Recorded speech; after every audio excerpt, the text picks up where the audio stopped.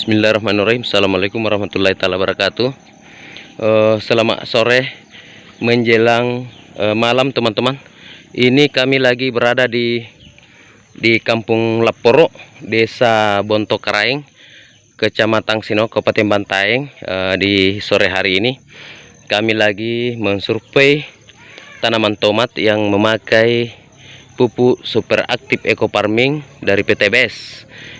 Ini kami bersama dengan petaninya, Demusa Pak Di, Demusa di Laporo.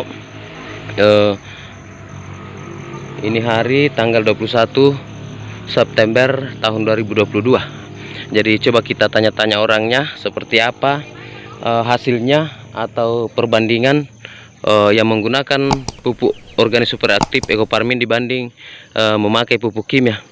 Tabe Demusa, tekama menurut kate baji nane pupuk eco farming setelah pakai nih Pak, nampak kurang lebih 5 ngalo Pak Di, lebat nak kita pakai 5 ngalo Pak Di. Jadi menurut Pak kira-kira Demusa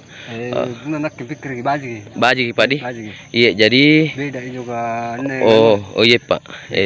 Jadi teman-teman, ini yang tidak menggunakan pupuk organik super aktif eco farming. Jadi dia pertumbuhannya tidak rata. Ya, ini satu bedengan. Ya, tidak rata Ki. Ada yang sementara kerdil, ada yang subur, ada yang tidak, ada yang kerdil. Sementara ini yang pakai eco farming. Bismillahirrahmanirrahim. Assalamualaikum warahmatullahi wabarakatuh. Selamat pagi teman-teman sinergi, sahabat karib dimanapun Anda berada. Alhamdulillah di pagi hari ini, tepatnya hari Kamis tanggal 22 September tahun 2022, kami lagi memantau atau mensurvei tanaman cabai besar. Tempatnya di Kampung Jepuru,